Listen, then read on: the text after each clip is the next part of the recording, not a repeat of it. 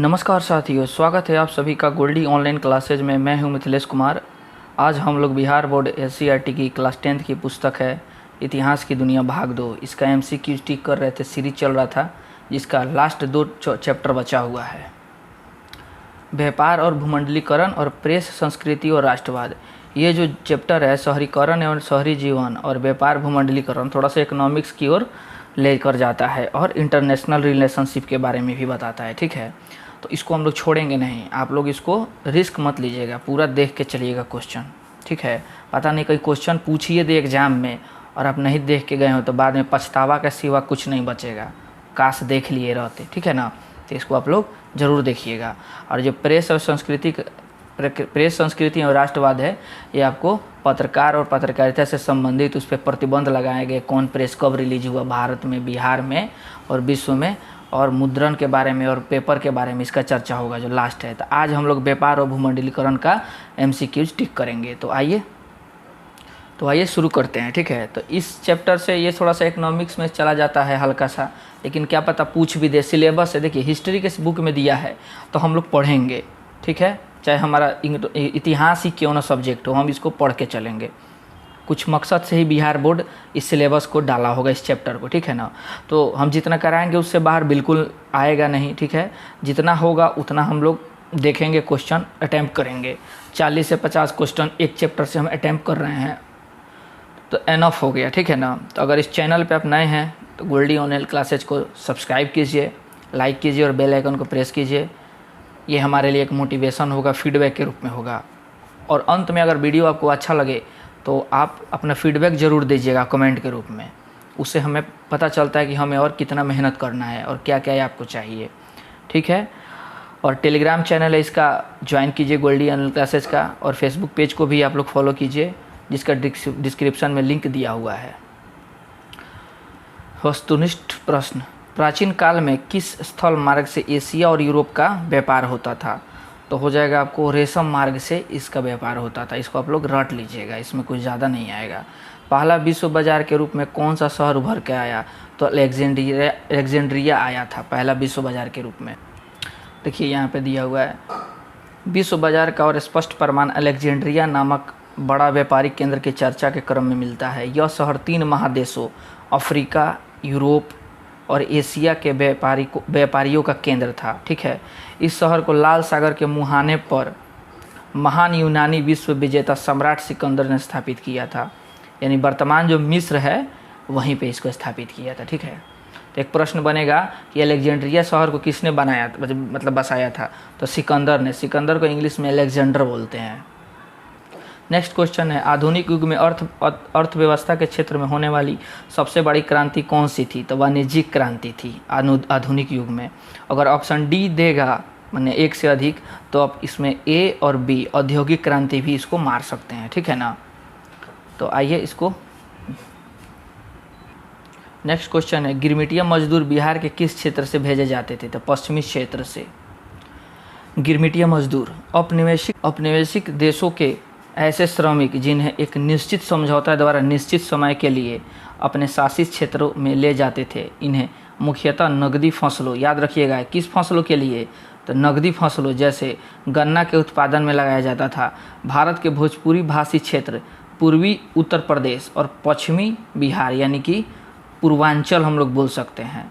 आज का पश्चिम चंपारण, उसके बाद से सारण, सिवान, गोपालगंज, बक्सर, रोहतास और आरा, ये वाला जो जिला है कैमूर, ये पश्चिमी बिहार में पड़ता है।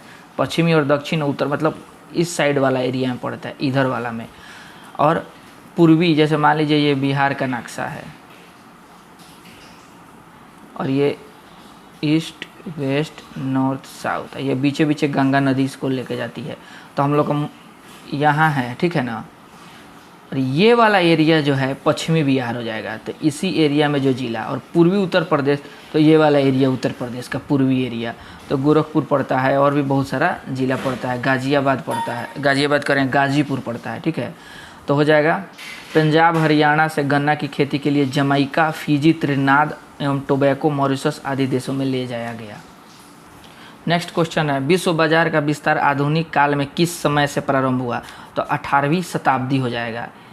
1700 से 1799 ईस्वी के बीच को 18वीं शताब्दी हम लोग बोलते हैं, ठीक है ना।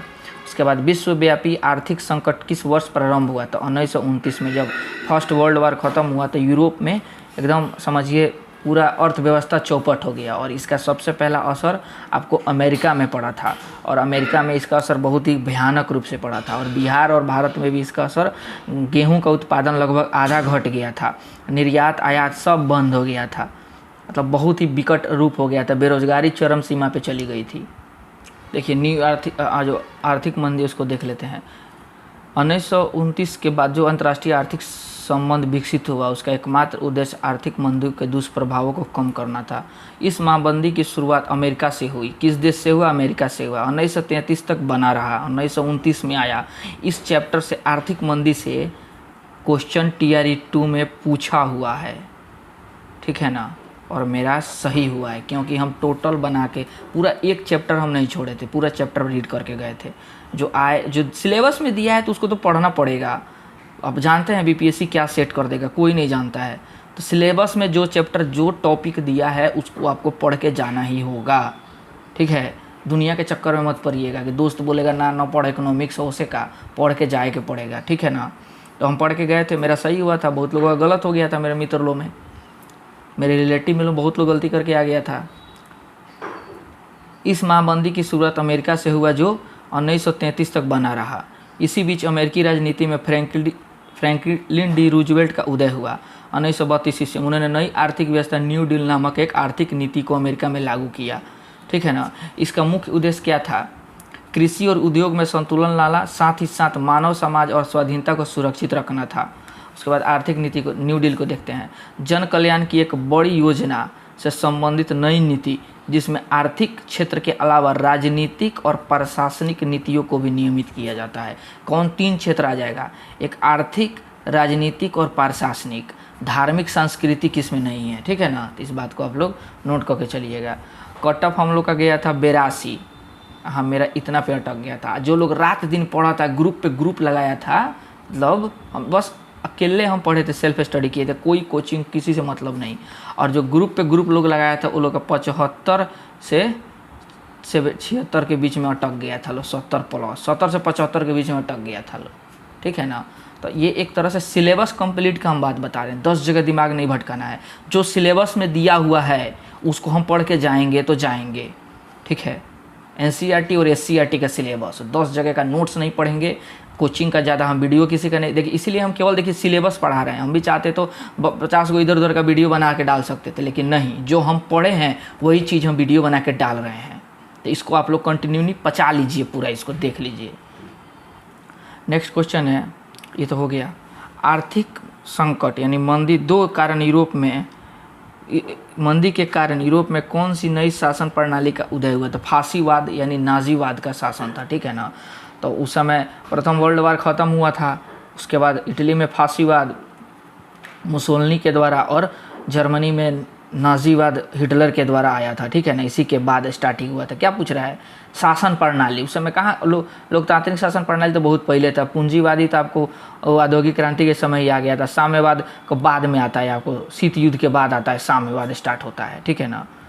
ब्रेटन वुड्स सम्मेलन किस वर्ष हुआ था? तो 1944 में हुआ था,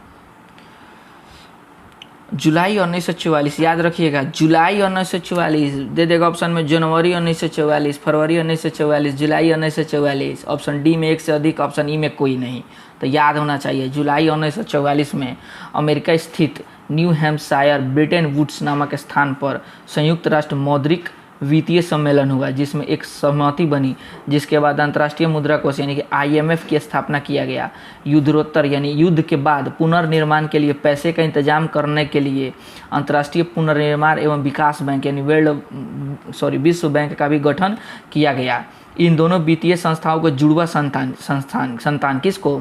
IMF को, IMF और वर्ल्ड बैंक। कहा जाता है कि अगर IMF जिस देश में चला गया, यानी कि जिस देश का कोई कंट्री अगर IMF के पास सहायता लेने चला गया, तो समझिए वो कंट्री दिवालिया होने वाला है। ये एक तरह से कोड समझा जाता है। कोई भी कंट्री अगर IMF से हेल्प लेने चला गया, लास्ट में बहुत ज़्यादा हेल्प कर्ज लेने, तो इसका एक पॉलिसी है कि उसका पूरा आर्थिक व्यवस्था ये अपना अंडर में ले लेगा। टोटल इकोनॉमिकली जितना उसमें प्रशासनिक व्यवस्था है सब ये अपना अंडर में ले लेगा। अंतर्राष्ट्रीय पुनर्निर्माण यानी वर्ल्ड बैंक का स्थापना किया गया और जुड़वा संस्थान कहा जाता है। और इन दोनों संस्थाओं ने 1947 में औपचारिक रूप से काम करना शुरू कर दिया। संयुक्त राज्य अमेरिका का प्रभाव इस पे कायम है, ठीक है ना। भूमंडलीकरण की शुरुआत किस दशक में हुआ था? तो 1990 के दशक में। द्वितीय विश्व महायुद्ध के बाद यूरोप की कौन सी संस्था का उदय आर्थिक दुष्प्रभाव के समाप्त करने के लिए हुआ था? यूरोपीय संघ का। आप इस वीडियो पे लास्ट तक बने रहिएगा, क्योंकि हम लास्ट में ये डिटेल में पढ़ाएंगे वर्ल्ड ट्रेड ऑर्गेनाइजेशन के बारे में, IMF के बारे में, ठीक है, वर्ल्ड बैंक के बारे में, G8, G20, ओपेक, आसियान, यूरोपीय संघ, G15, G77, सार्क, और ये सब क्या है इसके बारे में हल्का हल्का 2-2 लाइन 3-3 लाइन के बारे में, इसका मुख्यालय कहाँ है, कब स्थापित हुआ था, क्या इसका कार्य है, इसका बस 5 मिनट का वीडियो होगा, लास्ट में हम डालेंगे। तो इसलिए इस वीडियो पे मतलब कंटिन्यू बने रहिएगा, स्किप मत कीजिएगा। खाली स्थान देखते हैं। अलेक्जेंड्रिया नामक पहला विश्व बाजार सिकंदर के द्वारा स्थापित किया गया था। विश्वव्यापी आर्थिक मंदी USA में प्रारंभ हुआ। ब्रेटन वुड्स सम्मेलन के द्वारा विश्व बैंक अंतर्राष्ट्रीय वही चीज़ है। आर्थिक संकट के विश्व स्तर पर बेरोजगारी नामक एक बड़ी समस्या उदित हो गई। अब मिलान करने वाला। औद्योगिक क्रांति इंग्लैंड में हुआ था। हिटलर का उदय जर्मनी में हुआ था। विश्व आर्थिक मंदी 1929 में। विश्व बैंक की स्थापना जुलाई 1944 में। भूमंडलीकरण की शुरुआत 1990 के बाद। विश्व बाजार की शुरुआत प्राचीन काल में, ठीक है ना। तो आइए हम लोग एक्स्ट्रा क्वेश्चन देखते हैं, एकदम धाएँ धाएँ रिविजन करते निकलेंगे। पहला क्वेश्चन है, आधुनिक युग में अर्थव्यवस्था के क्षेत्र में होने वाली सबसे बड़ी क्रांति कौन सी थी? तो इसमें औद्योगिक क्रांति और वाणिज्यिक क्रांति दोनों हो जाएगा, ठीक है। तो औद्योगिक क्रांति भी टिक कर सकते हैं इसको, और वाणिज्यिक क्रांति भी। तो ऑप्शन डी दिया नहीं है, तो औद्योगिक क्रांति ही मारेंगे। गिरमिटिया मजदूर बिहार के, इसका वाणिज्यिक क्रांति सही कीजिएगा आप लोग, ठीक है। और ऑप्शन डी देगा तो औद्योगिक क्रांति और वाणिज्यिक क्रांति दोनों सही होगा। गिरमिटिया मजदूर बिहार के किस क्षेत्र में भेजे जाते थे? तो आपको पश्चिमी क्षेत्र से भेजे जाते थे। नेक्स्ट क्वेश्चन है, ब्रेटन वुड्स सम्मेलन किस वर्ष हुआ था? तो 1944 ईस्वी में, जुलाई 1944। भूमंडलीकरण की शुरुआत किस दशक में हुई थी? तो 1990 के दशक में। प्राचीन काल में किस स्थल मार्ग से एशिया और यूरोप का व्यापार होता था? तो आपको रेशम मार्ग से। आर्थिक संकट के कारण यूरोप में कौन सी शासन प्रणाली का उदय हुआ? तो फाशीवाद, नाजीवाद शासन का। गिरमिटिया मजदूर को निम्नलिखित में किसके उत्पादन में लगाया जाता था? नकदी फसल के उत्पादन में। द्वितीय विश्व युद्ध के बाद यूरोप में कौन सी संस्था का उदय आर्थिक दुष्प्रभाव को समाप्त करने के लिए हुआ था? तो आपका हो जाएगा यूरोपीय संघ का, हो जाएगा यूरोपीय यूनियन का। नेक्स्ट क्वेश्चन है, वाणिज्यिक क्रांति का महत्वपूर्ण केंद्र कौन था? तो इंग्लैंड हो जाएगा। दिलमुन व्यापारी केंद्र कहाँ स्थित था? तो हो जाएगा बहरीन में। निम्न में किसने वाणिज्यिक क्रांति को जन्म दिया था? तो हो जाएगा उपयुक्त सही हो जाएगा। भौगोलिक खोजें, पुनर्जागरण, राष्ट्रीय राज्यों का उदय। नेक्स्ट क्वेश्चन है, 19वीं शताब्दी के विश्व बाजार का आधार था कपड़ा उद्योग। रेशम मार्ग कहाँ से प्रारंभ होता था? तो चीन से।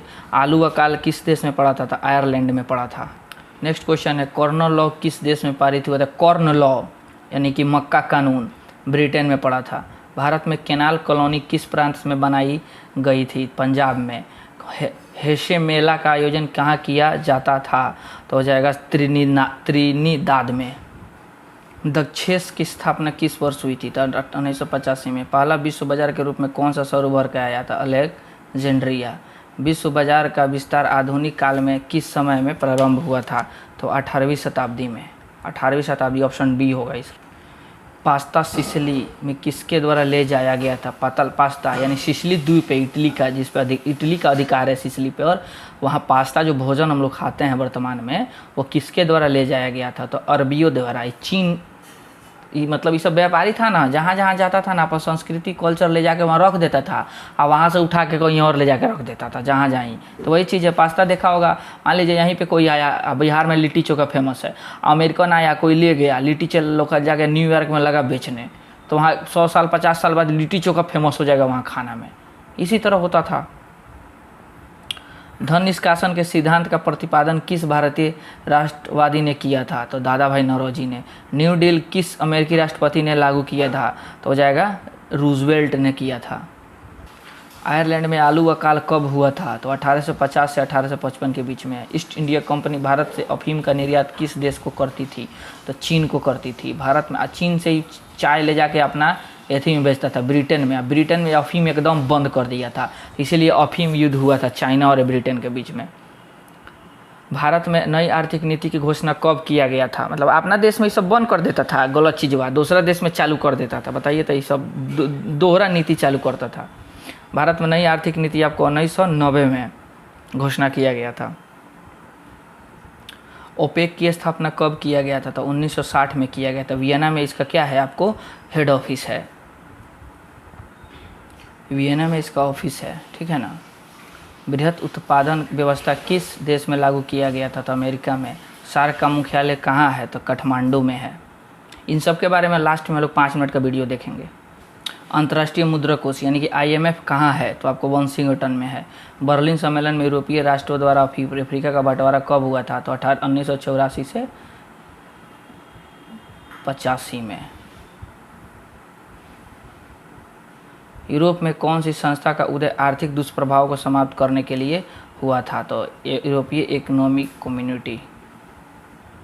एशियाई विकास बैंक की स्थापना कब किया गया था? तो नवंबर 1966 में। ADB e commerce of nation के लेखक कौन है? तो D. Adam Smith. G77 की स्थापना कब हुई थी? तो आपको 1964 में। विश्व व्यापार संगठन की स्थापना कब हुई थी? तो 1998 में। अमेरिका के किस क्षेत्र को सोने का शहर कहा जाता है? तो हो जाएगा एल डोराडो। एपेक को voice of the Asia Pacific in the world affairs किसने कहा था? तो बॉब हॉक ने।